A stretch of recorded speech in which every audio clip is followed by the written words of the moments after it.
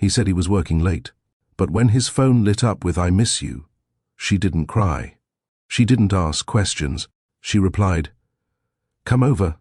Then she waited, not for drama, for confirmation. What followed destroyed a man's name, exposed a woman's silence, and changed everything the city thought it knew about love, loyalty, and lies. Welcome back to Mr. Charles Stories, where quiet justice speaks louder than revenge, and dignity always finds its moment. If you've ever stayed silent until the truth revealed itself, if you've ever been betrayed behind a closed door, then this story is for you. Before we dive in, take a second to hit like, comment, and subscribe, because every story here carries a heartbeat, a lesson, and a reminder. Power doesn't always roar. Sometimes it waits, patiently. Now, let's begin. Callista stood at the stove, stirring sauce that didn't need stirring. The clock on the microwave blinked 8:42 p.m. Dinner was now 42 minutes cold. Again, she leaned against the counter, one hand holding a spoon she wasn't using, the other cradling her phone as if hoping it would buzz with a miracle. But miracles don't buzz. Excuses do. The screen finally lit up. A short message from Landon. "Still at the office. Don't wait up." Same words, different night. She locked the phone and walked to the table. 2 wine glasses, one still empty. Roasted vegetables now dull. The air smelled like a forgotten effort. She sat, not because she was tired, but because pretending not to care took more strength when you were standing. A woman raised by women who knew how to suffer in silence. A woman who graduated with 2 part-time jobs and no safety net. She was the girl who never asked for more than what she gave. And when she met Landon Roy, the man every magazine called Tech's billionaire phantom, she thought she'd finally met someone who wouldn't make her beg for time, affection, or safety. At first, he proved her right. Now, he was proving her wrong. Their home was everything she never wanted. 10,000 square feet of polished marble, quiet corridors, and emptiness that echoed louder than arguments. People thought she was lucky. She didn't argue. Let them think money softened bruises. Let them believe wealth erased loneliness. Only those who lived inside the glass walls knew that glass cuts deeper than brick. A knock sounded. Not the front door. Her thoughts. She looked at the untouched plate across from her. Landon used to love these little dinners, the ones where she lit candles for no reason. Now he ate in boardrooms. She reached for her phone. Just to look, not to call. But something was off. It wasn't there. She checked the kitchen counter. There it was. Landon's phone. Her breath stilled. Not because she was nervous, but because he never forgot his phone. Never. She glanced around the kitchen like someone watching for ghosts, then reached for it. One touch lit up the screen, and there it was. 3 words, a new message, no name. Just, "I miss you." She didn't blink. She didn't scream. She didn't even feel heat rise to her face. Instead, she unlocked the phone. His passcode hadn't changed. She stared at the message for a long second. The typing bubble appeared. "Can I come over?" She stared at that bubble like it was a live wire. She typed back, "Come over. He's not here." Then she deleted the thread, left the phone right where she found it, turned off the stove, and waited. 39 minutes later, headlights appeared in the driveway. Sleek, clean, quiet. The kind of car that didn't come with guilt. The kind of woman who stepped out didn't wear shame. Tall, confident, platinum earrings that caught the moonlight. She wasn't nervous. She was ready to meet someone else's husband. Until Callista opened the front door, before she could knock. "Didn't expect me?" Callista asked, voice low, calm. The woman blinked. I think I made a mistake." "No," Callista said, her lips barely moving. "You made it twice. First with him, then thinking I wouldn't know." She stepped aside. "Come in." She walked in slowly, not because she was scared, but because she didn't expect to be invited. Callista closed the door behind her and walked past without a word. The woman followed the sound of her heels until they reached the living room. The fire wasn't lit. The room was dim. The silence was louder than anything either of them had expected. "Would you like tea?" Callista asked, already in the kitchen. The woman hesitated. "Sure." Her voice sounded smaller now, less confident than it had outside. Callista poured the water. No sugar, no unnecessary kindness, just honesty, hot and bitter. She handed the mug across the table. "What's your name?" Callista asked. The woman sat down, finally placing her bag beside her. "Riel." Callista nodded once. No judgment, just quiet observation. "And who are you to him?" she asked. Riel didn't speak immediately. She stared at her reflection in the tea, maybe trying to find her backbone, maybe trying to remember what she believed about the man they both knew. "He said you two were separated," she finally said, "that it was private, but basically over." Callista stared at her. No emotion. "We had dinner here 3 nights ago," Callista said. "He kissed me in this room. We laughed. He played a playlist he made during our 2nd year of marriage." Riel's face cracked slightly, but she didn't speak. Callista set her mug down gently. "Did he tell you I was pregnant?" The words landed with weight. Riel's eyes widened. She froze. "No," he said. "You couldn't have kids. That you left him." "I'm not pregnant," Callista said flatly. "But I wanted to see if he lied about something even bigger." Riel leaned back. Her face changed, not into guilt, into fury. "He told me he was done, that he'd finally left you, but that he had to take time for the press to forget, that we'd move forward quietly." Callista pulled a white envelope from the cabinet behind her. She placed it on the table. Neat. Closed. Riel looked at it. "Open it." She did. Inside were photos, timestamps, screenshots, printed receipts of travel overlaps, forwarded bookings, a copied document from a private investigator. All sorted, labeled, clean. "You're not the only one he lied to," Callista said, calm as ever. Riel blinked. "How long have you known?" 2 months. But I needed something stronger than suspicion." She looked straight at Riel. "I needed you." The room fell still. Callista wasn't hurt. She was deliberate. And Riel? She wasn't innocent, but she was deceived. "What are you going to do?" Riel asked. Callista sat back, folding her hands. "I'm not going to destroy him with emotion. That's too easy. I'm going to destroy his protection. Quietly, legally, permanently." Riel stared at her for a long moment, then whispered, "I want in." Callista tilted her head. "Why?" "Because he lied to me. And because I believed him. I helped him break another woman thinking he was already broken." Callista stood. "Follow me." They walked into the study, a room Landon never let visitors into. She opened the drawer beneath the shelf, pulled out a thin black notebook. Inside were passwords, backdoor logins, transaction trails. He's hidden assets from his board, moved company funds through silent partners, all while holding me as the spotless image of the private wife. Riel's mouth parted slightly. "Why haven't you gone public?" "Because scandal wears off. But fraud gets remembered." Callista closed the book. "There's a board meeting in 5 days. He doesn't know it's a full audit. But one board member still owes my father. He's giving me a seat." She turned to Riel. "If you want to help, not for revenge, but for truth, I need the bank statements from the off-site account he gave you." Riel paused, then said, "You'll have them by tomorrow." Callista nodded. Nothing more needed to be said. As Riel left, she turned once at the door.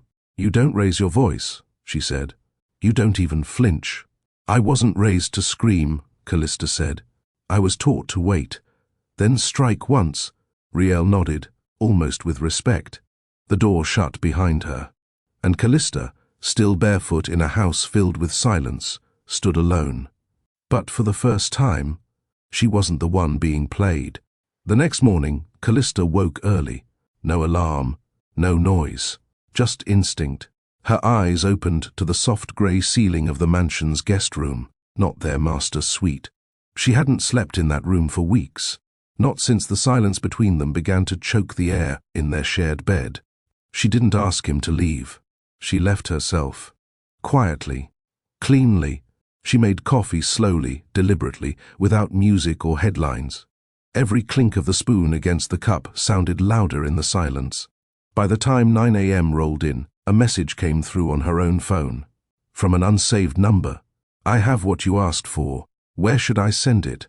She replied, encrypted. This address.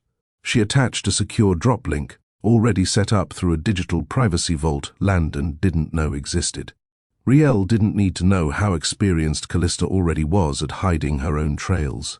Minutes later, the folder populated. Transactions, transfers, offshore accounts, all linked directly to a side entity Landon claimed was inactive. Callista smiled. Not bitter, not smug, just ready. She downloaded everything to a separate drive, one that never touched their home Wi-Fi, then locked it inside a box labeled fabric samples, the kind no man would ever think to open. She changed into black pants and a grey blouse, no jewelry. Slick ponytail, neutral nails, the image of calm professionalism, not too wealthy, not too poor. She had a meeting to attend. Before she left, she stood in the middle of the grand foyer, looked up at the chandelier she once picked out with joy. "You thought this would keep me still," she murmured. "But I learned silence from you." She turned the key, locked the front door, and walked away from the house that used to be hers. The ride to the meeting wasn't long, just 15 blocks to the Midtown East building that housed Velvion Tech's executive board offices, but it felt like crossing decades. The man waiting for her in the underground level didn't smile when he saw her. He simply opened the door and said, "You're sure you want to do this?" Callista nodded. "You owe my father." He didn't deny it. Mr. Herrick was the only board member left from the company's founding days, a man Landon barely tolerated and constantly tried to edge out. But Herrick never forgot that Callista's father had once saved his company from collapse with a quiet investment, no press, no strings. "I arranged for a closed audit review," Herrick said, as they rode the private elevator. "No media, no leaks, just board eyes. That's all I need." They stepped out on the 30th floor. Callista was handed a pass. It didn't have her name on it. Just a color code, just like Landon would have wanted. No titles, no trace. But she didn't need a name tag. Her silence would do the talking. Inside the boardroom, a cold spread sat untouched. Coffee, dry bagels. Everyone waited. 12 chairs, 11 filled, 1 empty, Landon's. Mr. Herrick took his place at the head. Callista stood behind him, not seated, observing. "He's late," one board member muttered. Another, typical. At 9:47, the doors opened. Landon strode in, dressed in sharp navy, no tie, confident, clean-shaven, with that usual arrogant calm that made investors throw money at him. He didn't notice her at first. "Apologies," he said. There was a delay at the office. He took his seat, spread out his tablet, then finally looked up, and froze. Callista didn't flinch. She simply met his gaze and blinked once. Landon scanned the room, saw Mr. Herrick, realized the meeting wasn't what he expected. "What is this?" he asked. Mr. Herrick didn't answer. He tapped a button. The screen behind them lit up. A title appeared: Executive Accountability, Internal Review, and Board Confidence Assessment. Landon's brow furrowed. "I thought this was a quarterly adjustment session." "No," Mr. Herrick said. "You assumed it was." He motioned to the screen again. A document opened. Transaction logs, dates, amounts, a routing number. Landon's private shell company. Then came the voice recording. Riel's voice. He said this account was just for us, that it wouldn't affect the company, that nobody knew. Landon's lips parted, but no words came. Callista stepped forward and placed a folder in front of the board chair. Then she stepped back. Mr. Herrick opened it. Inside were photos, stamped receipts, forwarded emails, And one final printed text. She doesn't matter. She was never supposed to see this. Landon's face dropped. He looked around, but no one met his gaze. Not even Callista. He rose. This is a setup. Then clear your name, Mr. Herrick said. Cold. Silence. No one moved. Landon swallowed. I didn't misuse funds. Then you won't mind if we do a full asset trace. He froze, and that was all the board needed. Mr. Herrick turned to Callista. Anything else you'd like to add? She shook her head. Just once. Then said softly, I was never supposed to see this, but I did, and she walked out. Callista didn't wait for the elevator. She took the stairs, each step quieter than her heartbeat, her heels steady, her breathing sharp but calm. By the time she reached the street, the cold Manhattan wind hit her face, but it didn't move her. She stood on the corner, phone in hand, back against the building, watching the city move around her. Then her phone buzzed. Landon. She let it ring, then silenced it. A second later, another message. Landon, what are you doing? Landon, who gave you that info? Landon, talk to me. She turned off the screen and slid the phone back into her coat pocket. There was nothing left to say. A black car pulled up to the curb. She got in, gave no instruction, and the driver nodded, already briefed. She didn't go home. She went to the one place he never thought to look, a boutique co-working space in Soho that she used for writing. Not for business, not for strategy, just peace. It had a soft chair by the window, and the barista never asked questions. Today, she didn't write. She opened her laptop and waited. At exactly 12:03, an alert popped up.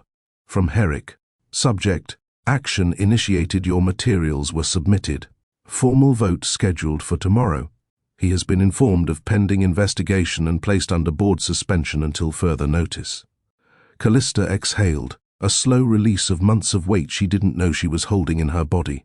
That night, Landon didn't come home. Not that she expected him to. The house was still, cleaner than usual. Staff walked lightly. The silence wasn't peace, it was fear. Everyone had seen the headlines. A leak had already begun circulating. Velvion's CEO under investigation. Sources cite internal power struggles and private misconduct. His face wasn't on camera. Hers wasn't either.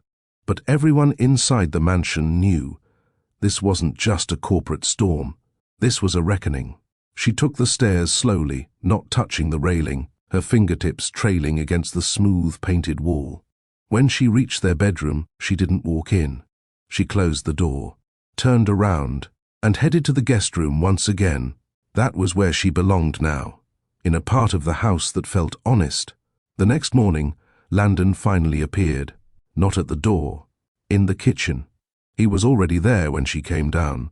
Button-down shirt, no tie, jacket slung over a stool, hair a little undone. He poured 2 mugs of coffee, set them on the counter, looked up at her like it was any other morning. Didn't sleep much, he said. She didn't respond. I guess you know everything now. She sat, across from him, still, silent. You've always been smarter than people give you credit for, he said, eyes not quite meeting hers. I know. His jaw tightened. You went through my phone? You left it. Landon shook his head, like that part still didn't make sense. That's not like me. No, she said. It's not. That's why I knew something was off. He looked down. You got Riel to help you? She helped herself. I just let her see the whole picture. Landon took a breath. I never meant for it to get that far. Yes, she said flatly. You did. I was going to fix it. She blinked. You only fix things when they break in public. I was breaking in private. His lips parted, but no words came. I gave you everything I had, she said. My time, my trust, my silence. And you used it like a shield. You weren't supposed to be hurt. No, she said, eyes locked to his now. I wasn't supposed to matter. Landon exhaled, leaned against the counter, and looked away. What happens now? He asked. You figure that out. And us? She picked up the mug. took a sip, then said quietly, "There is no us." Later that day, she called the realtor. She wanted a place downtown. Not big, not loud, just hers. She didn't tell the house staff. She didn't make announcements. She packed lightly. 3 suitcases, 1 photo album, her father's old watch, and a small box marked Velvian, Archive. She left the ring on the nightstand. No note, no performance, just absence. 2 days later, Landon's suspension became public. The board announced a full internal investigation. He stepped back voluntarily, but Callista knew the truth. The investors did too. Velvian's shares dropped, temporarily. Then the media got quiet. And Callista? She stayed quiet longer. She walked the streets of downtown without being followed. She took meetings again, the kind of strategy clients used to beg her for when she first married Landon. And slowly, her name became hers again. Not Mrs. Roy. Just Callista. Have you ever stayed quiet? Not because you were weak, but because you were waiting for the right moment to speak. Comment. I let the truth walk in if you believe some silence is a setup, not surrender. Don't forget to like, share, and subscribe to Mr. Charles Stories, where calm hearts win loud wars, and dignity always has the last word. The new apartment was nothing like the old house, and that was the point. Callista chose it because it was small, because it was quiet, because it didn't echo. The hardwood floors creaked, the walls needed paint. The kitchen window stuck halfway when opened, but it was hers, and nothing about it reminded her of Landon Roy. She unpacked slowly, not because she was lazy, but because she wasn't in a rush to fill the space. She only brought what mattered: her laptop, her journals, her books, 1 bottle of her favorite perfume, and a single photograph of her mother. No marble staircase, no security staff, no polished lies, just air that didn't pretend to be anything it wasn't. By the second morning, she was standing in line at the local cafe, something she hadn't done in over 2 years. No one turned to look at her. No one whispered. She was just another woman with a coffee order and a card that worked. And it was in that simple moment, waiting for a croissant, that she finally exhaled. She spent her afternoons at a quiet co-working space, using a desk near the corner window. No titles, no fanfare, just a nameplate that read, C. Roy, and no one asked if she was related to the tech mogul who was making headlines. Because here, no one cared. Her inbox filled slowly with opportunities. Women from her past, colleagues, clients, even a few old college classmates, reached out. "I saw the story," one said in a short email. "I always wondered if the silence came with strings." "I'm glad you cut yours." She replied to each message one at a time, carefully, never letting bitterness color her tone. Callista wasn't starting over. She was starting clean. At night, she read through the files again.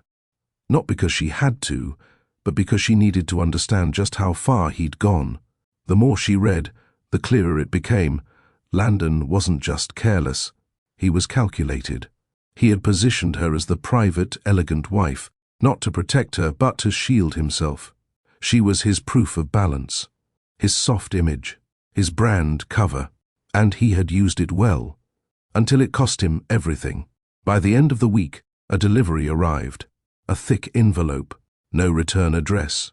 Inside were documents, originals. From Herrick, a cover note written in pen. "You weren't just the reason the board acted. You're the reason we didn't collapse. Use what you need. The rest is yours to burn." Callista slid the note into a drawer, but the files she opened. Inside were executive files that predated even her marriage. Whispers of mismanagement, laws skirted, if not broken, names protected, until now. But this time, she didn't want war. She wanted closure and control.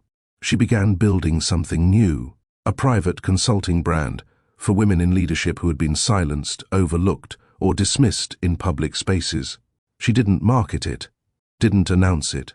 She just helped one client, then another. Word spread fast. "You're the one who flipped Velvian," a client whispered one day. "I'm the one who refused to disappear." Callista replied. And somewhere in the middle of all that quiet rebuilding, Riel reached out again. She didn't expect an answer, but Callista responded. They met in a downtown restaurant, neutral ground. Riel looked different, lighter. Her eyes weren't darting anymore. She wore no makeup, just a clean white blouse and jeans. "I'm seeing someone new," she said after the server left. Not serious, but honest. Callista gave a small smile. That's more than most people can say. They sipped their tea. "He's spiraling," Riel added. "I think he expected you to take him back, or at least break down." Callista didn't answer that. Instead, she asked, "Do you regret it?" Riel didn't pretend. "Yes. But not because I lost him. Because I almost let him turn me into someone I wasn't." Callista nodded once. They didn't need more than that. The bill came. Callista paid it. Riel stood to leave but paused. "You know, the woman I saw that night, when I walked up to your door, I thought she'd fall apart." "She almost did," Callista said. But she knew how to wait. Later that night, Callista sat on her balcony. She held a cup of tea, no sugar, both hands wrapped around it. The wind carried the sound of distant traffic and city life. She didn't miss the mansion. She didn't miss the lies. She didn't miss the wait. She missed herself. But she was coming back, one quiet evening at a time. 2 weeks passed before Landon found her. Not physically. He still didn't know her address. But he showed up at the co-working space, a place she never mentioned to him, a place that wasn't tied to any past conversations or paper trail. That meant he'd looked, searched, tracked. He stood by the front desk, sharp as ever in tailored navy and a tie she had bought him 3 birthdays ago. The receptionist pointed in her direction. He walked slowly, measured, as if trying to make the ground under him feel familiar again. Callista didn't move. She closed her laptop, slid her glasses off, and stood, calm, not welcoming. 10 minutes, she said before he could speak. No more. He nodded, unsure of whether to be grateful or offended. They stepped into a private room, glass walls, neutral decor. No place to hide. "I've been calling," he said. "I've been living," she answered. Landon's jaw shifted. "You didn't have to do it that way. You're not here to debate methods," she said. "You're here because you lost control." He exhaled hard, leaned on the table. "I built that company. I protected its reputation while you were busy gambling with offshore accounts and side deals. I didn't think it would get this far." Callista tilted her head. "It always gets this far when men like you think women like me don't keep records." He looked at her, finally looked, and his face softened. "You know I loved you." "No," she said. "You used me." "For what?" "For silence, for appearances, for softness in rooms that would have found you too hard." Landon's throat tightened. "I miss you." She stared, unflinching. "I don't miss who I was when I was with you." He looked down. "I want to make things right." "You want your name back," she replied. "But I already gave yours back to you. I kept mine." He reached into his coat and slid a folder across the table. "What is it?" "The divorce papers. Clean, no clause, no spin. You walk away. I walk away. No press." She took the folder, didn't open it. "I already walked away." "You're just catching up." Landon stood. "Do you hate me?" Callista shook her head. "No, hate would mean I still cared what you think." He hesitated, hand still on the chair. "You'll always be remembered as the woman who exposed me." She smiled gently. "Or the one who stopped letting herself be erased." Landon walked out. She never saw him again. Later that night, Callista lit a candle on her tiny kitchen table, not for mood, but for memory. It was the same scent she used to light in the mansion. Only now, it didn't smell like survival. It smelled like space. She poured herself a glass of wine and opened her laptop. There was a new message waiting. From a publisher she had once admired, now curious about her project. "Your concept, women reclaiming silence. It's timely. Let's talk." She replied with a single line. "I've been silent long enough." The next morning, she drafted the first outline of her book. Not a tell-all, not a diary, a guide. For women like her, who stayed, who watched, who waited, and then moved. The working title, She Didn't Scream. By the end of the week, she signed the divorce papers. No press release, no farewell tour, no pity party. Just a quiet handoff in an office that didn't smell like wealth. She walked out holding a folder, not a ring. And the moment she stepped outside, her phone buzzed. Not Landon. Herrick, Velvion wants a public recovery push. We want you to be the voice. Quiet strength, strategic guidance. You'd have final say. She didn't reply immediately. Instead, she kept walking, all the way home, made a cup of tea, stood by the window, watched the sky shift from white to deep grey, then typed, "One condition, we don't pretend I was never part of it." That was her new rule. No more erasing. Not her name, not her silence, not her impact. The conference room was smaller than the last one she entered at Velvion. This time, there was no projector, no power play, no audience waiting for a fall. Only 2 chairs, 1 folder, and a man in a grey suit who had once whispered behind her back, calling her the ornament. He stood when she walked in. Callista. She didn't return the smile. "Let's talk terms," she said, placing her bag down without sitting. He cleared his throat, gesturing to the seat. She took it, slowly. Across from her, the man, Rhys Alder, Velvion's acting PR director, leaned forward. "We'd like you to advise on a reputation rebuild strategy. The board believes your insight and personal connection to the story makes you valuable." "You mean digestible," she corrected. He paused, not denying it. "You want a woman at the front," she said. "Not because it's right, because it's marketable." Rhys sighed. "We need trust back." "You had it," Callista said softly. "You used it to polish a lie." He shifted, a little embarrassed. Callista opened the folder he'd given her. Inside were terms, generous ones. A monthly retainer, press clearance, final content review. Her name would be positioned as a consultant, not a spokesperson. "This isn't for me to clean up his mess," she said. "It's for me to make sure it doesn't happen again." Rhys nodded.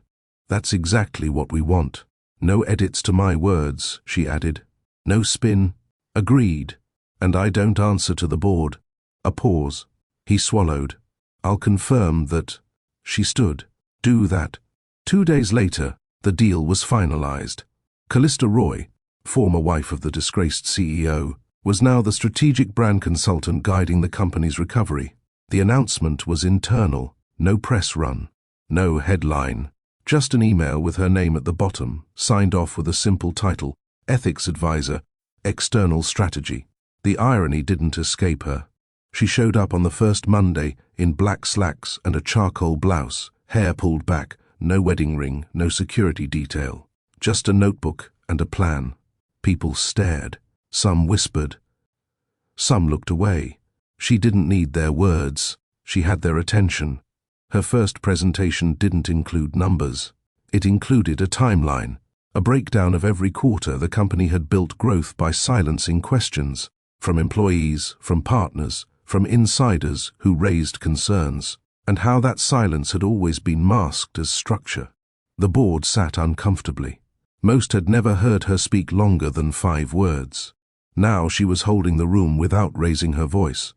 "This isn't about making the public forget what happened," she said. "It's about making sure the people who trusted you know it won't happen again. And if they ask about Landon," one of the older members said. "They will," she replied. "And you won't dodge it. You'll address it head on, not as a betrayal, but as a blind spot you allowed to grow. Do you blame us?" She looked at the man for a beat longer than comfort allowed. "I blame everyone who watched and said nothing." Silence followed. Then someone nodded. Then another. Outside the room, she paused in the hallway, standing near the glass. Rhys joined her. "That was bold," he said. "It was basic," she answered. "Truth always sounds bold in rooms where it hasn't been spoken before." He smirked. She didn't. By the 3rd week, Velvion's press tone shifted. Less sparkle, more accountability. She made them remove the fluff, the buzzwords, the empty statements. When they asked how far they should go, she gave them a new line to post. We failed to protect the trust placed in us, but we're rebuilding it with those who spoke when it wasn't easy. Starting with one who didn't scream. It was the only time they used her voice publicly. It didn't go viral. It went quiet. And that was enough. The invitation came through a soft ping on her phone. Not an email. Not from Herrick. Not from the board. It was from someone she hadn't heard from in years. Monica Lane, former marketing director. One of the few women Callista had once worked with, before Landon made it clear he didn't like her having friends inside the company. The message was short. Saw the internal memo. You back? I owe you a coffee and about 4 apologies. Callista stared at the screen. Monica had vanished after a PR slip that wasn't her fault. Landon had her removed. Quietly, efficiently, no warning. And Callista, then still playing the role of wife, had said nothing. But she remembered. I'm downtown. Send me a time. An hour later, they were seated in a cafe near Union Square. Different from where Callista usually went. Brighter. No shadows. Monica walked in like she hadn't aged, except for the streak of grey near her temple and a slightly more tired laugh. Same order? She asked. Callista nodded. Still no sugar. Monica placed the order, sat, then leaned in like no time had passed. Okay, I'll go first, she said. I should have warned you. I knew what he was doing. I saw how he used you in every press cycle. Callista raised an eyebrow. Why didn't you say anything? I was scared, Monica said, eyes not flinching. He controlled everything. My promotions, my schedule, my exit package. Callista didn't soften. And now? Monica breathed out. Now I want back in. But not to work for him. To work for what Velvion could have been if you were allowed to speak. Callista looked at her. You're not here to ask for a job. No. I'm asking for a partnership. That changed the air. Monica slid a small folder across the table. Inside were concepts, content angles, brand realignment ideas that didn't center male leadership, but the brains behind product evolution. Some of them were bold, sharp, and everything Velvion used to avoid. You've been sitting on this. I was waiting for someone to show up who'd know what to do with it. Callista closed the folder. We're not rebuilding Velvion. We're changing the way it tells the truth. They shook hands. Quiet. Firm. No ceremony. By the end of the week, Monica was brought in under a new department, strategy and ethics. She reported directly to Callista. And the changes began. The company's homepage shifted from faceless tech brilliance to actual people. Engineers, designers, women in development. Stories started surfacing. Not about innovation, about accountability, about rebuilding trust, about who Velvion forgot and who was still willing to build anyway. Internally, employees felt it. One engineer stopped Callista in the elevator. Your voice at the board meeting, he said. It made me stay. She didn't know his name, but she nodded once and said, then it was worth it. That Friday, she left early.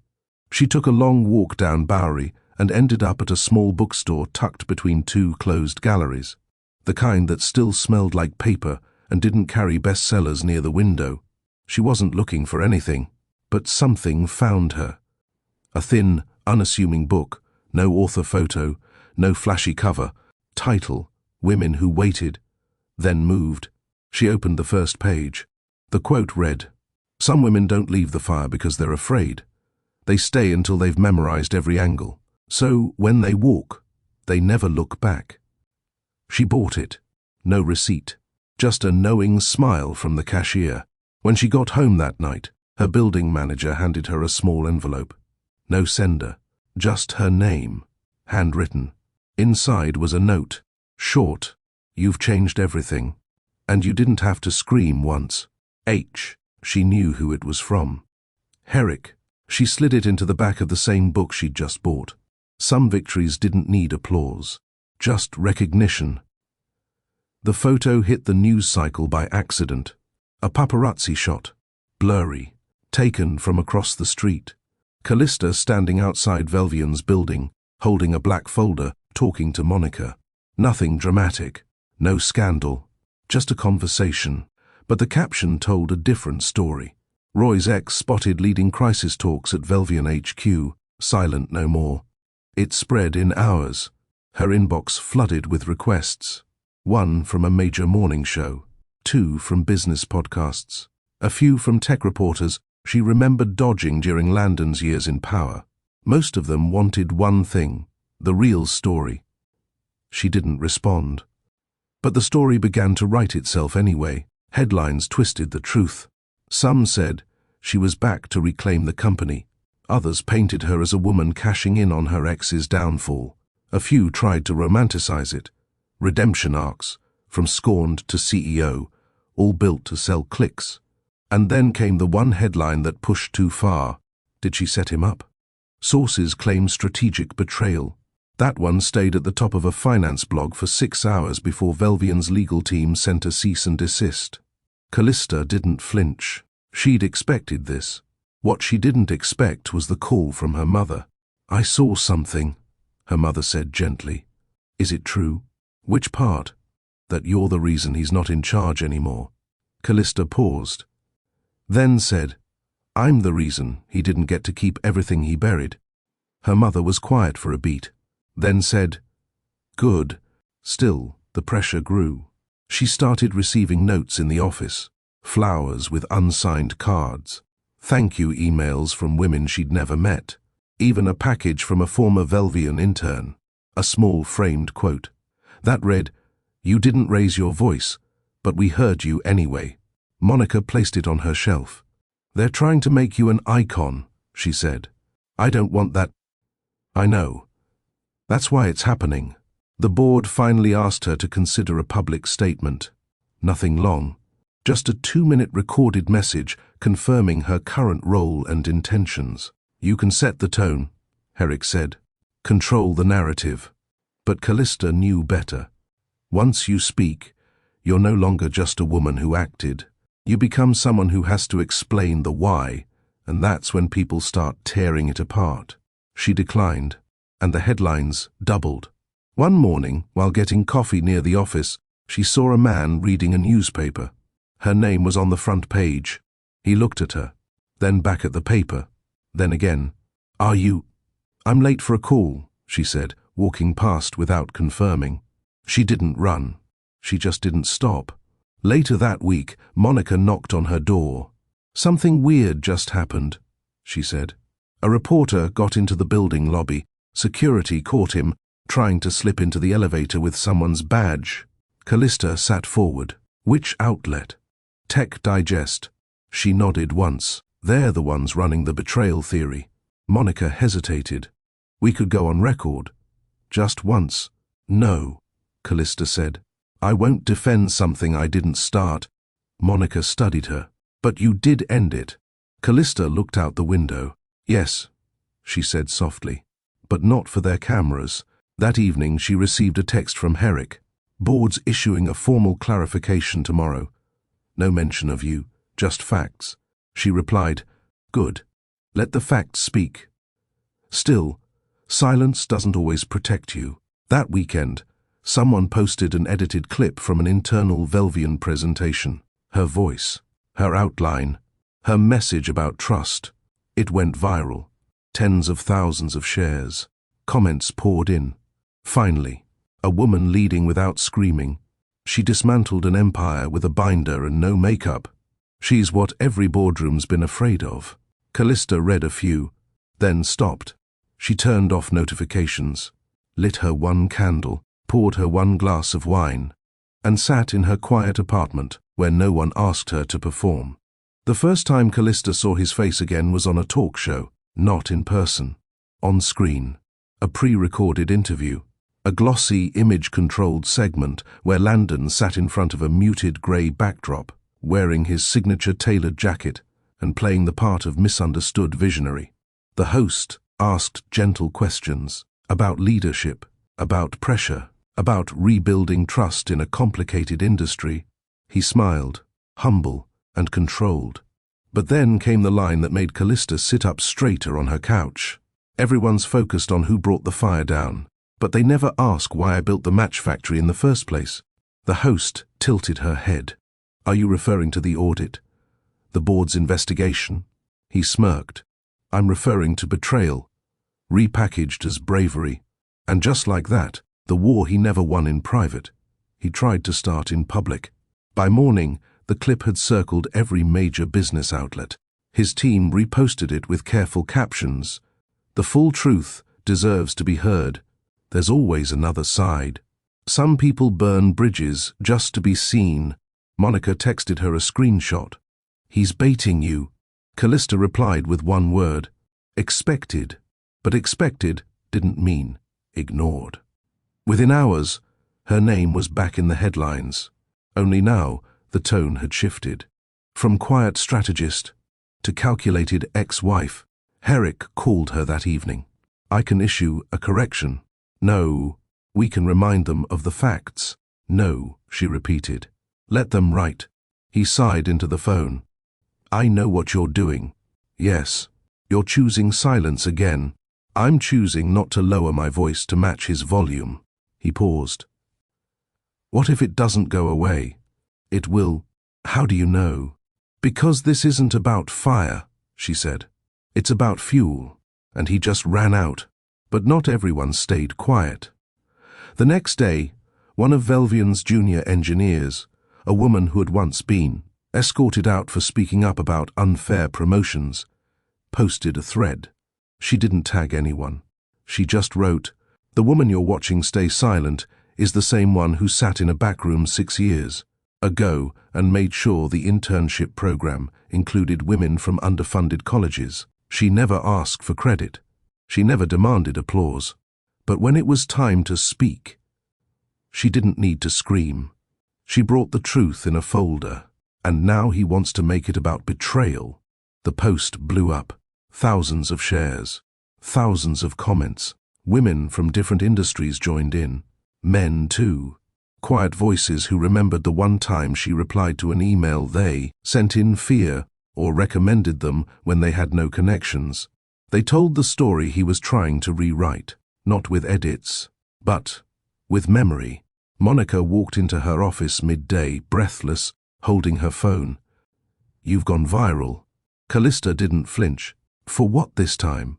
Not for anything you said, for everything you didn't. She turned the screen toward her. There it was. Hashtag she didn't scream, no selfies. No outrage. Just quiet truths being posted. Moments of dignity, restraint, wisdom. A movement born from stillness. I didn't ask for this, Callista whispered. I know, Monica said. And that's why it works. By evening, media outlets began to shift. The talk show removed Landon's quote from their official caption. 2 reporters reached out with follow-up questions, but this time 4 profiles on women reshaping boardrooms through strategy, not scandal. Herrick emailed again. Still want to stay quiet? Callista replied, yes. Let the silence speak for itself. But that night, as she sat on her balcony, the wind stronger than usual, she knew something had changed, not because she was being talked about, but because she no longer had to explain why she left. The world saw her now, not as the wife who caught a message, but the woman who built her own signal. The email came late on a Wednesday. Subject line, invitation to speak, Women in Leadership Forum. It wasn't flashy. No corporate logos, no name-dropping. Just a quiet request from an organizer named Ray Ellis, founder of a non-profit that supported women reclaiming power after public failure, workplace silence or betrayal. The message was simple. We don't want a headline. We want a heartbeat. You don't have to give a speech. You only have to show up. Callista stared at it for several minutes. She'd turned down dozens of offers in the last month. Panels, interviews, awards. Every one of them wanted the same thing, her story, her angle, her moment of fire. But this felt different. This wasn't about her reputation. This was about her reality. She didn't reply right away.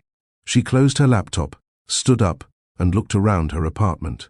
The kitchen still smelled faintly of mint tea. Her scarf was draped over the couch. A single framed photo of her mother sat near the bookshelf. Everything here was quiet. But inside her, something had shifted. She opened the email again and replied, "I'll come. I won't speak on a stage, but I'll sit in the room." The forum was held in a repurposed art studio in Brooklyn. Nothing fancy.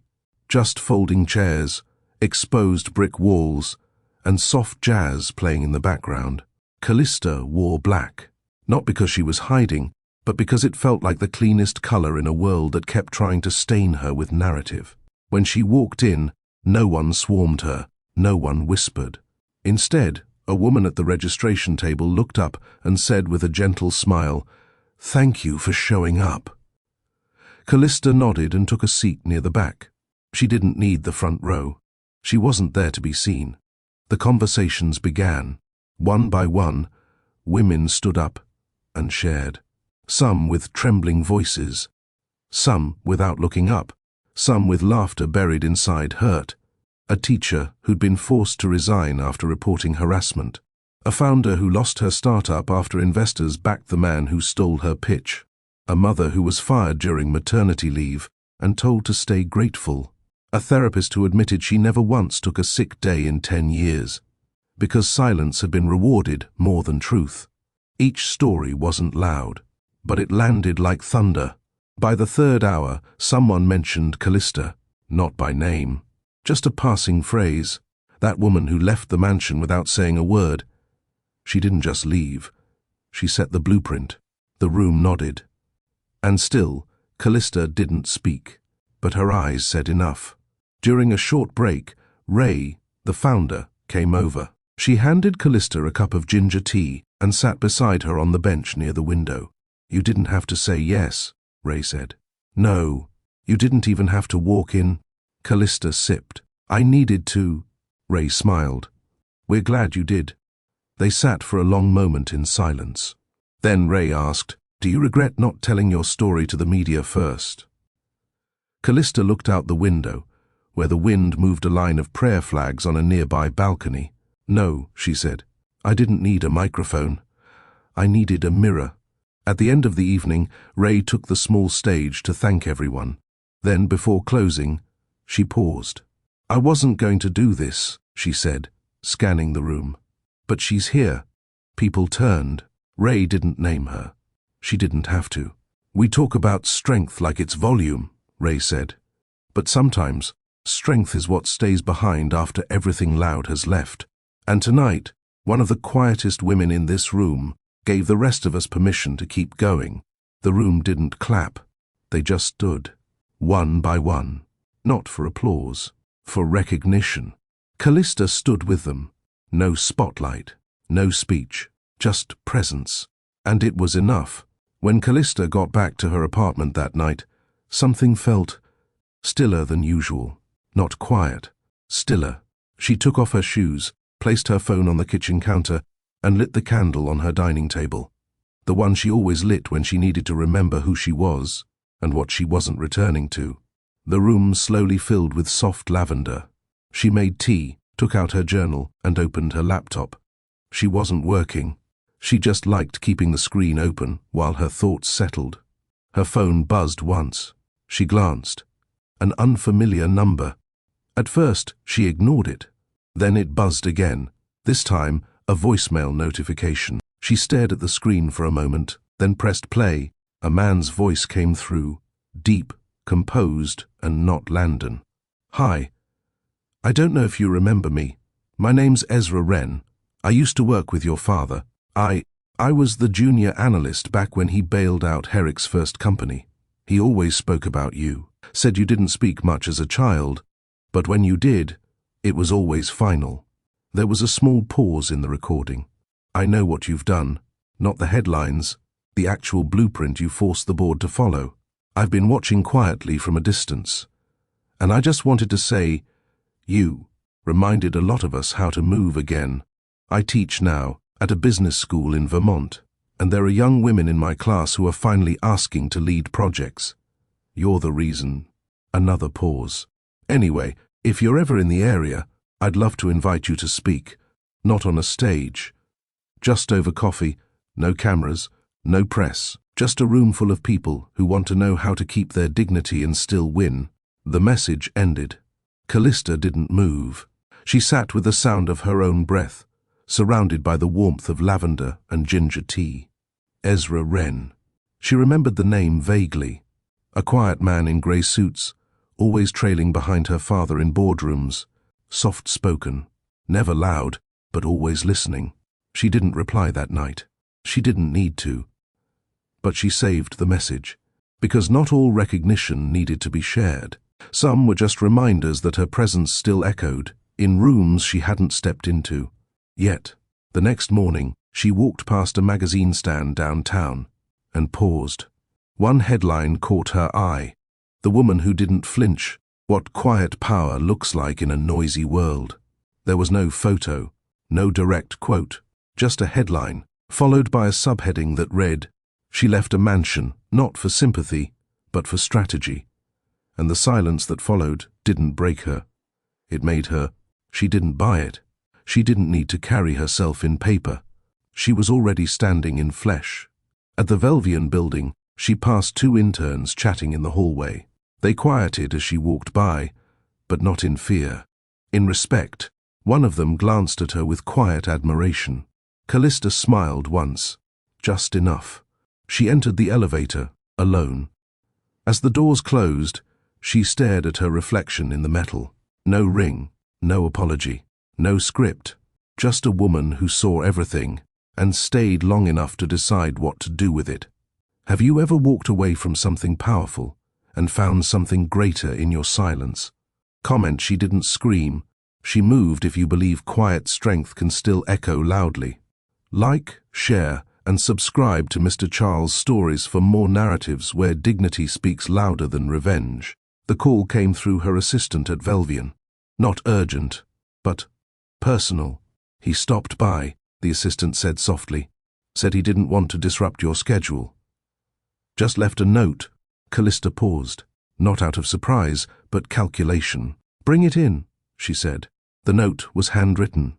One sentence.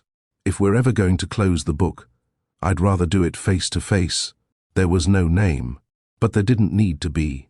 They met at a quiet restaurant in Tribeca, not one of the places they used to frequent. No velvet booths, no paparazzi traps, just low lighting and tables far apart. Landon was already there when she arrived. He stood when she approached, a habit he hadn't used in years. She didn't speak. She simply sat down. He did too. The waiter came. She ordered water. He didn't order anything. I wasn't sure you'd come, he said after a pause.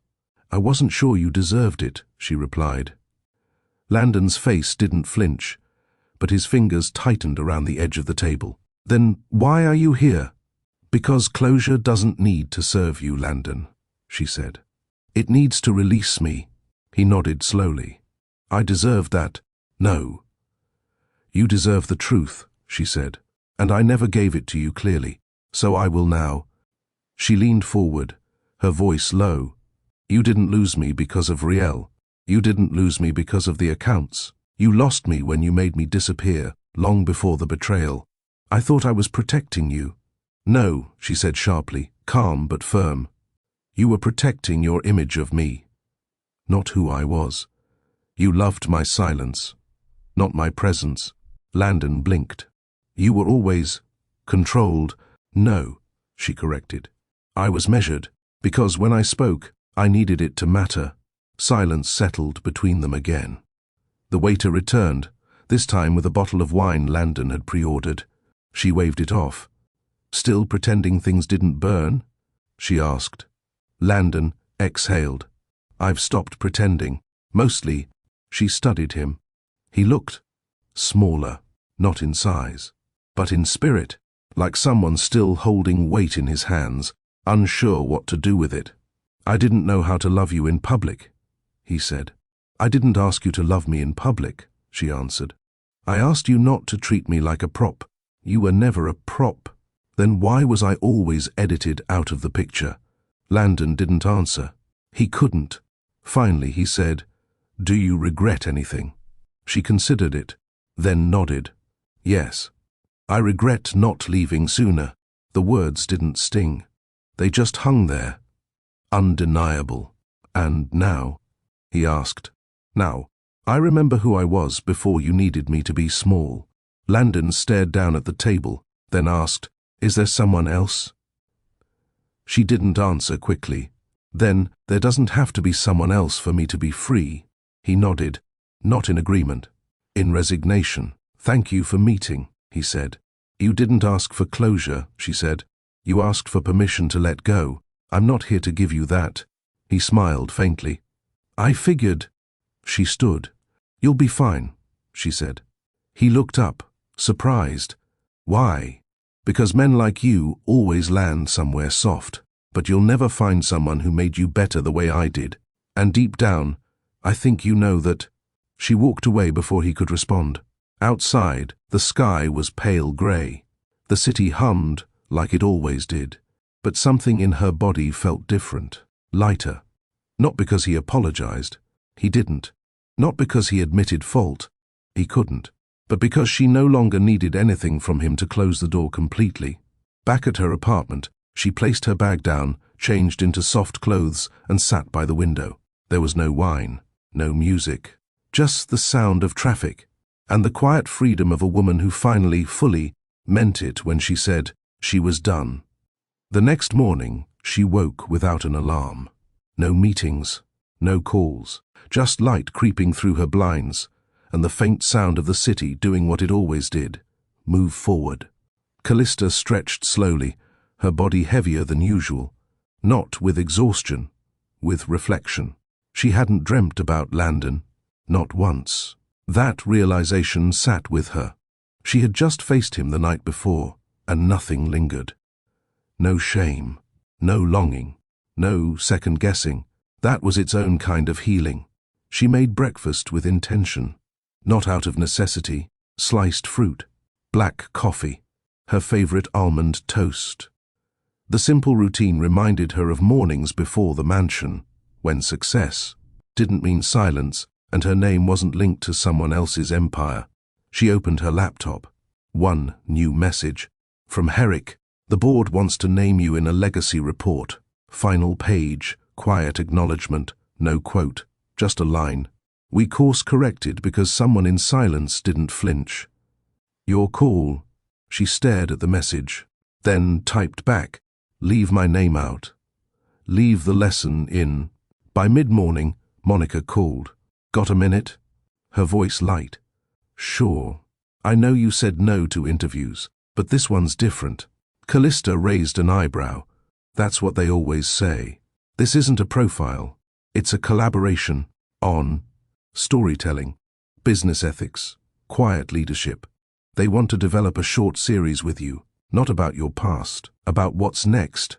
Callista walked to her window, watching two kids race on scooters down the sidewalk below. "They want a brand?"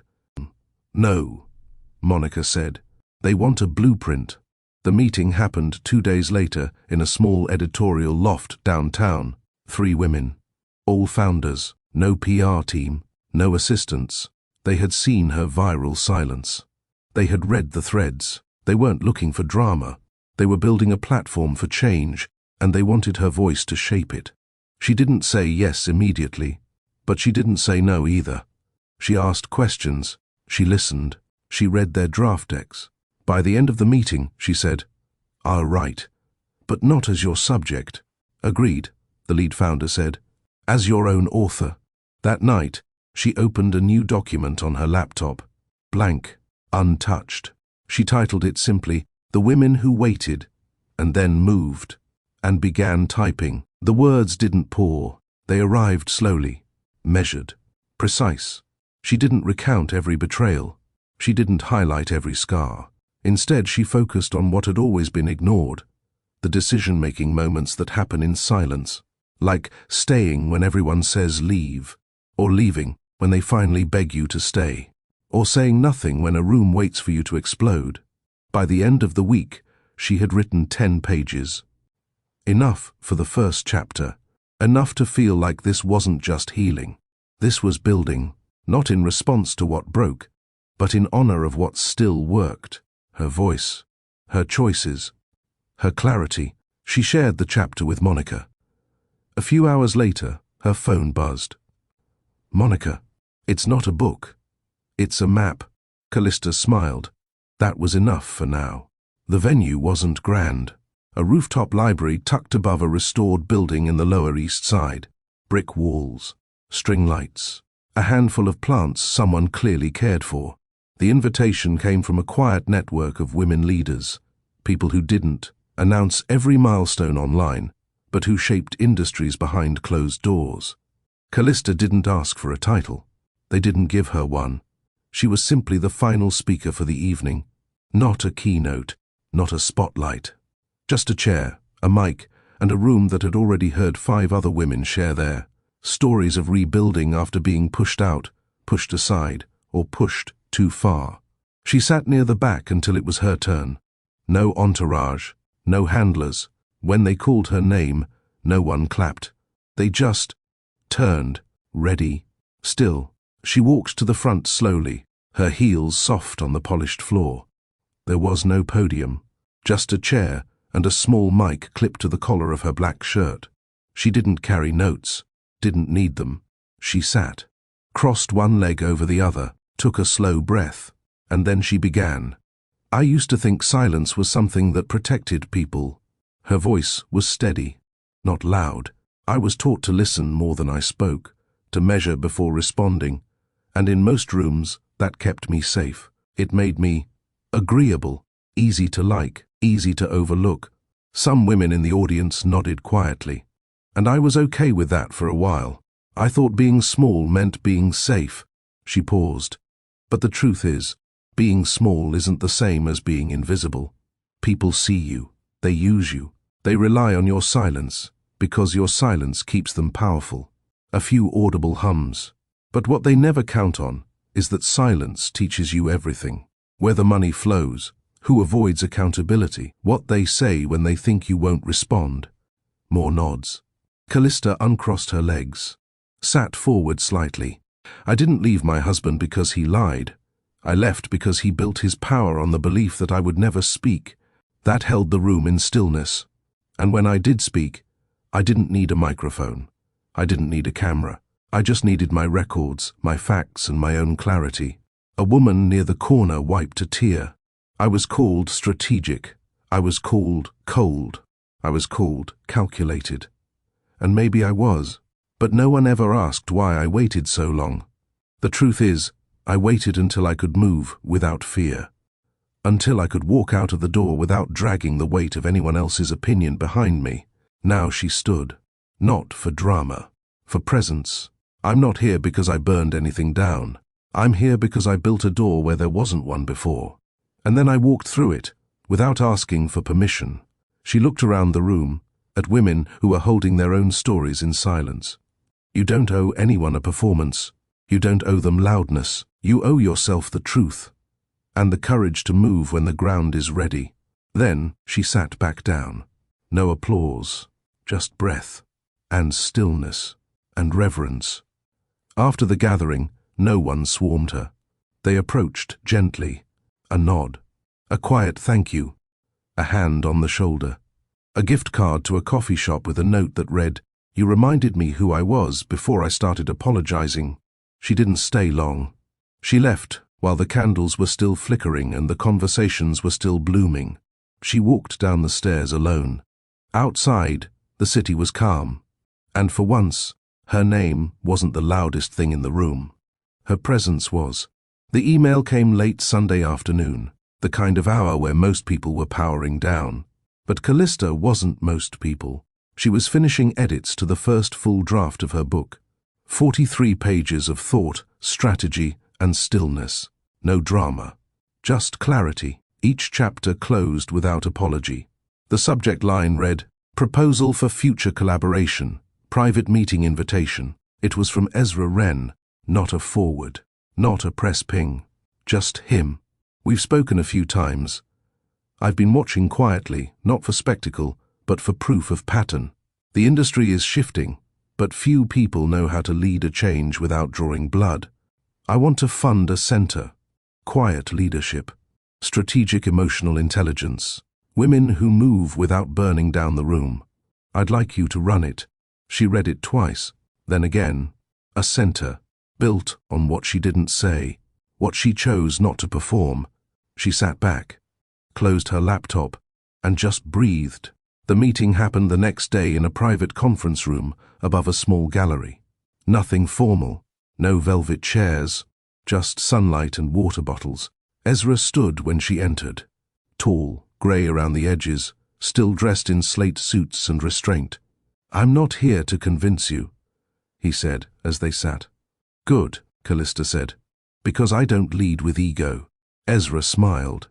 "That's exactly why I'm here." He laid out the plan. A center, built under an existing foundation but fully autonomous. A place to teach, coach, and quietly mentor women in industries where power still confused volume with value. No PR campaign, no magazine features, just impact, tracked by outcomes, not optics. "I want the future to be built by people who don't need the front row," Ezra said. "And I want you to design that curriculum." Callista listened, nodding occasionally. But her mind wasn't racing, it was aligning. She could see it. Not her face on a banner, but her words in quiet rooms, shaping conversations before anyone realized they were changing. "I won't be your mascot," she said when he finished. "I'm not asking you to. I won't be rushed. Take your time." She looked at him. "I'll lead it, but only if we build it from scratch." "Then let's start with the first brick," he said, sliding a plain folder across the table. Inside, a draft agreement. Her name at the top. No titles. Just 3 words. Program Director, Discreet Influence. She didn't sign that day. She walked out holding the folder like something fragile. Not because she was unsure, because she finally understood the weight of being seen for the right reasons. Back home, she placed the folder beside her manuscript. 2 different paths, both built on the same truth. She didn't scream, but she moved. And now, she was moving others. The next morning, she sent one text to Monica. "I'm ready for something new." Then she turned on her kettle, lit her candle, and sat to work. Not on survival, but on structure. The kind of structure that women could walk through, silently, without needing permission to belong. The doors opened quietly. No ribbon, no photographers, no staged applause. Just 30 chairs, 1 long table, and the soft sound of footsteps as women entered a space built for them, not to prove themselves, but to expand. The Center for Quiet Influence sat 3 floors above a print shop in Midtown. A converted studio space, sunlit, white walls, thoughtfully arranged bookshelves, fresh flowers, soft lighting, no podiums. Callista stood at the back as the first group arrived. Women from different sectors, tech, education, medicine, public service, all invited, all intentional. Not because they'd gone viral, because they'd survived something and were still standing. She wore navy slacks and a sand-colored blouse. No makeup beyond tinted balm, no jewelry but her father's watch. When the room settled, Monica stood to speak. "We're not here to teach you how to shout," she said. "We're here to teach you how to stand without shaking and to know the difference between silence and suppression." Heads nodded. Callista watched from the corner. She didn't speak first. That wasn't the point of this place. After introductions, they broke into small groups. Conversation flowed. Pain surfaced. Some women laughed at how long it had taken them to leave, to start again, to believe they didn't have to ask for space. A young executive in clean braids said, "I thought speaking less made me stronger, but now I think I was just trying not to be punished." An older woman with a faded lanyard whispered, "I stayed through 8 RE orgs because I believed loyalty would reward me." Callista listened. She made notes, not to correct, to understand how to make this space do what her story alone couldn't. Late afternoon. The groups dismissed. She stayed back to help close up. Monica packed books. 2 women lingered near the coffee bar. One finally approached Callista slowly. "Excuse me," she said. I wasn't sure whether I should say this here. Callista turned. You can... The woman was early 30s. Steady eyes.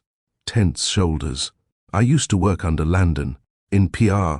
Callista waited. She didn't stiffen. I was there during the worst of it. When the rumors were everywhere, and you were silent. I thought. You were blind. Callista nodded once. Most did. But you weren't. No. The woman exhaled. I'm sorry for thinking you were weak. I'm not. The woman blinked. I'm sorry you believed that staying loud was the only way to be strong, Callista added gently. Silence. Then the woman said, Can I come back next week? Callista smiled. We start at 9. That evening, her phone buzzed once. Unknown number. No message. Just a missed call. She ignored it. 10 minutes later, a text. I don't need anything. I just wanted to thank you. She stared at it. No name. But she knew who it was. Riel. Callista didn't reply. Not yet. Instead, she walked to her bookshelf, picked up her manuscript, and made a note at the bottom of chapter 6. Sometimes, the people who broke with you are still breaking. Let them. She stood by her window as the sun dropped. The lights of the city blinked to life below. No headlines, no buzz, just a room filled with change that didn't need to be loud. She was no longer reacting. She was rebuilding. 3 days later, an envelope arrived. No branding, no note. Just her name, written in ink on cream-colored stationery. Inside was a formal letter, simple but direct. You are cordially invited to participate in the upcoming private equity and leadership summit as a featured voice on post-silence influence.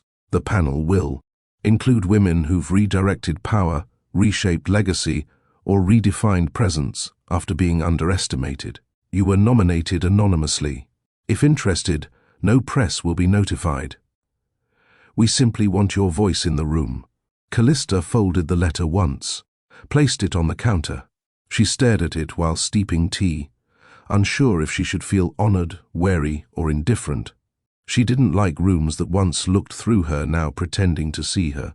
But something in the way the letter was worded made her pause. No spotlight, no platform, just presence. That evening, she reread the invitation. She thought back to the last time she sat in a summit, beside Landon, smiling, through forced small talk, half hidden behind name tags and introductions. Back then, she was listed only as guest of. Now they wanted her because she had no title, because she'd said little and done much. She forwarded the invitation to Monica. Thoughts? Minutes later, the reply came. If you go, don't sit in silence. You've already earned the seat. Now use it. She RSVP'd the next morning. No assistant confirmation, just a single word response. Yes. The summit took place in a converted observatory outside the city, surrounded by trees, high ceilings, and glass walls that reflected back the attendees like mirrors. She arrived early. No entourage, no designer labels. A soft grey dress, minimal earrings. Her voice, as always, intact.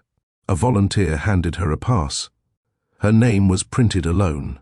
No company, no affiliations. Just Callista Roy, quiet influence. She clipped it to her dress and walked through. The room wasn't full yet. She took a seat in the third row. Not in the back. Not this time. The session began with introductions. One woman spoke about rebuilding a venture fund after her partner siphoned assets. Another shared how she sued her employer quietly and then built her own firm. Then came the final slot. A moderator approached Callista. You still okay to speak? Yes. You don't need a script. I've lived it. When she took the stage, there was no soundtrack, no summary of her history, just her. She didn't stand behind the podium. She stepped beside it. I'm not here because I lost everything and found something better, she said. I'm here because I stopped letting silence protect everyone but me. She paused. I didn't expose a man. I exposed a pattern. I didn't walk away from a mansion. I walked toward myself. A hush fell over the room. You don't have to burn down a building to prove you don't belong in it. You can simply walk out, with your name still whole. She looked at no one in particular. But her words found everyone. I was never meant to be the story, but I became the turning point. And if I've learned anything, it's that dignity makes a quieter sound when it lands, but the echo lasts longer. When she stepped down, no one clapped right away. They just sat still, absorbing. Then a few rose to their feet. Then more. And not for performance, for presence. Later that day, one of the summit directors found her outside near the garden. "We didn't know what to expect," she said. "But that," Callista held up a hand gently. "It was enough." The woman smiled. "You shifted something, not for headlines. For rooms like this." That night, back at her apartment, she didn't turn on the news. She didn't check for mentions. She made soup, read one page of her book, took a long, slow breath. No phone buzzed, no man called, no past returned. And for the first time, she didn't feel like she was standing on what used to be. She was standing in what she'd built. The apartment was quiet, not because the city outside had paused, but because she had. For the first time in over a year, Callista didn't have anything urgent waiting. No contracts to review, no press to dodge, no rebuilding to manage. She had spent months learning how to move forward, without asking permission, without rushing to explain.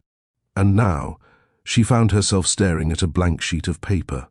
Not her manuscript, not a business draft, not a speech, just a page, and the pen in her hand.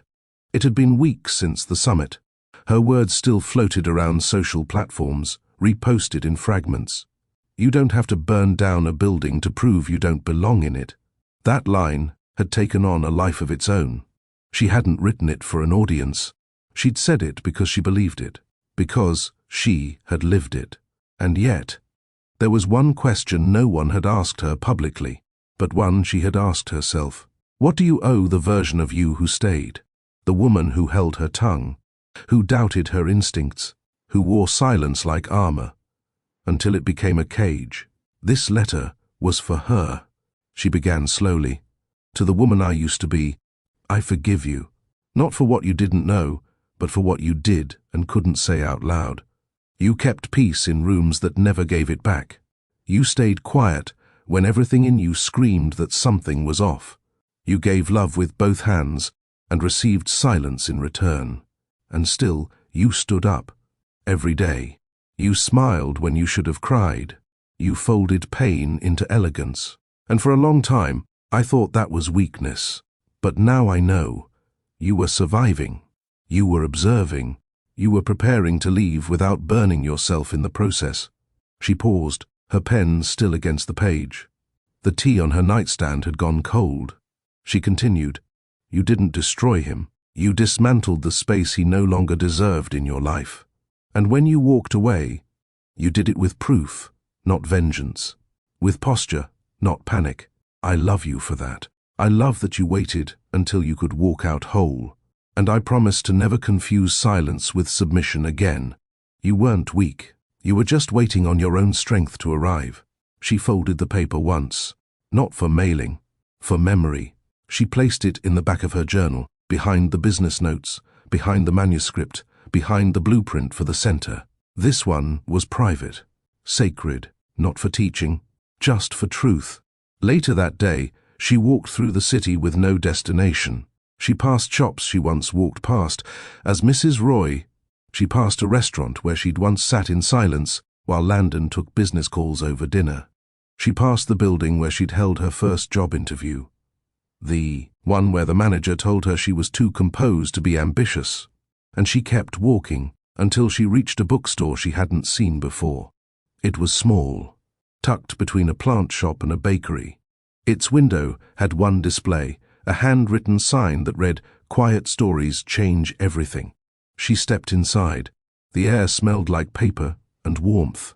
There was no music, no curated playlists, just the soft shuffle of turning pages. A woman behind the counter looked up, recognized her, said nothing. Callista browsed the non-fiction shelf. Her eyes stopped on a collection of essays about rebuilding after professional collapse. She pulled one out, flipped through it. One paragraph stood out. The moment we stop defending our choices and start learning from them, we become dangerous to systems that thrive on our uncertainty. She bought the book. The woman at the counter smiled. "You're her, right?" Callista tilted her head. "Who?" The woman grinned. "Exactly." They said nothing more. That evening, back at home, she updated the opening line of her manuscript. It used to say, "This is about leaving." Now it read, "This is about choosing yourself before the world edits you into someone forgettable." She saved the file, turned off the lamp, and stood by the window as city lights flickered in patterns only the healed could recognize. Months passed. The center grew, not loudly, not quickly, but steadily. Callista never expanded it beyond what felt honest. No satellite locations, no rebranding, no viral campaigns. She kept it as it was, a room for women to breathe before they moved. Her manuscript was complete. The publishing house didn't ask for edits. They called it too precise to cut. It would be released under her full name. No pseudonym, no initials, just Callista Roy. Not the wife, not the headline, the voice. The cover was simple, no photo, just one line in pale gold. She didn't scream. The release date was quiet. There were no events, no launch parties. But the pre-orders told a different story. It was already in the hands of women who had waited long enough. One morning, she received a letter, handwritten, unfolded carefully. It was from Riel. "You once told me I made a mistake twice. You were right. But I'm writing now because I made a third mistake I haven't admitted. I thought you were finished, that you were walking away from everything. But now I see you didn't walk away. You walked into something the rest of us didn't even know existed. Thank you for not tearing me down when you had the chance. Thank you for building instead." There was no return address, just a note at the end. "If I ever teach my daughter how to hold power, I'll start with your story." Callista folded the letter, slid it into the back of the same journal that held her note to her past self. No response was needed. The next week, she walked through the hallway of the center. Two women stood near the bookshelf, both holding notebooks. One was whispering, teary-eyed. "She said I didn't need to scream," the woman murmured. "She said I could sit in silence and still be heard." Callista paused. They didn't see her, and she didn't interrupt. She didn't need to. Her voice had already spoken, through someone else now. That night, she walked to her balcony. The air was cooler, crisper. Fall was arriving. Change had long since settled inside her. She poured one glass of wine, lit one candle. Then, she opened the final draft of her speech for the center's upcoming private gathering. Not a public statement, just a closing reflection for those who had walked with her through the last season of stillness and strength. She adjusted the last paragraph. "I'm not the story. I was just the one who stayed long enough to carry it all to the door. And when I walked out, I didn't slam it. I didn't set it on fire. I closed it. And that was enough." She stared at it. No edits. She clicked save, closed the laptop, and stepped outside again. From the street, you couldn't tell who lived in the apartment above the bookstore. You couldn't see that a woman once erased had built a new chapter out of truth, page by page without noise. But if you listened closely, on certain nights, you could feel the sound of stillness, and the weight of a final word that didn't need to shout to be remembered. She didn't scream. She moved. If you've ever been quiet for too long, if you've ever watched someone ignore you, erase you, or underestimate you, let this story remind you, your silence is not weakness. It's strategy. Callista didn't fight to be seen. She waited until truth walked in the front door, sat across from her, and told its own story. She didn't burn bridges. She built a new path, one that didn't require her to explain, to beg, or to perform. She let the facts speak.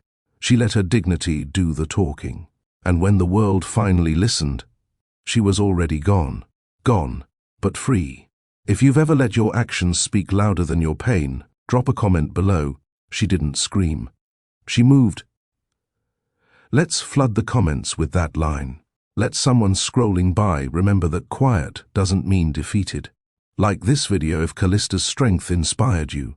Share it with someone who needs a reminder that stillness can carry power. And if this story moved you, hit subscribe to join Mr. Charles Stories, where calm hearts win loud wars and truth always finds its voice. Thank you for watching. Now go. Walk through your next door quietly and let it close behind you.